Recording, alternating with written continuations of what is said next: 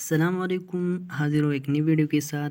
आज की वीडियो में मैंने आपके साथ जो जब एक ऑडिटर या एक फर्म किसी क्लाइंट के ऑडिट पे जाते हैं तो उसको कौन-कौन से या ऑडिटर को कौन-कौन से जो थ्रेट है, मतलब जो ऑडिट में इनहेरिटेंट थ्रेट है वो कौन-कौन से, जिसकी वजह से वो अगर वो थ्रेट मौजूद हो तो ऑडिट जो है वो सही तरीके से परफॉर्म नहीं हो पाएगा। तो वो कौन से थ्रेट हैं उसको हम आज डिस्कस करेंगे। यानी इसमें ये थ्रेट नहीं है, शायद वो भी हम शामिल करें। एंड में मेरे ख्याल से एक है जो इंटिमिडेशन, उसमें कुछ हो जाते हैं पर्सनल थ्रेट। लेकिन बाकी जो थ्रेट्स हैं उसको हम डिस्कस करेंगे और उनके बारे में बताएंगे कि ये कौन कौन से थ्रेट्स है।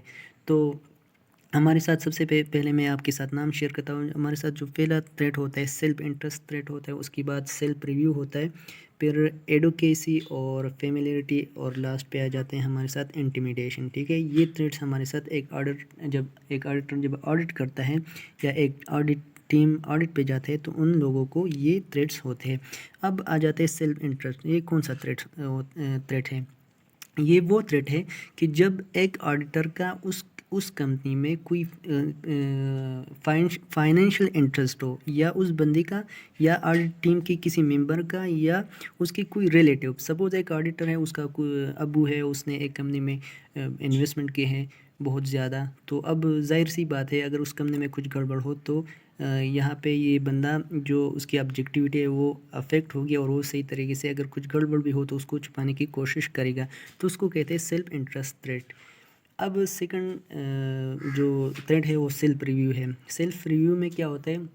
सेल्फ रिव्यू में ये सीन होता है कि अगर एक बंदा, एक ऑडिट टीम का कोई बंदा एक कंपनी में पहले से काम कर रहा हो और उसने कुछ चीज़ें बनाया हो, या एक कंपनी ने एक फर्म से कहा हो कि आप आ जाए हमारी फाइनेंशियल स्टेटमेंट बनाए।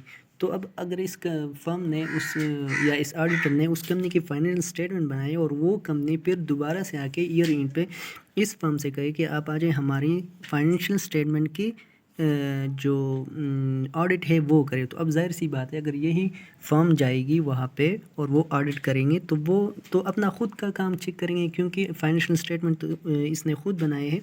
तो इस केस में सेल्फ रिव्यू ये सीन होता है इसमें कि अपना काम जो है वो ख़ुद चेक करना। तो अगर उसमें कुछ गड़बड़ हो तो ज़ाहिर सी बात है उसको छुपाएगा। तो इस तरीके से ऑडिटर रिपोर्ट है वो अफेक्ट होगा। थर्ड नंबर पे एडवोकेसी।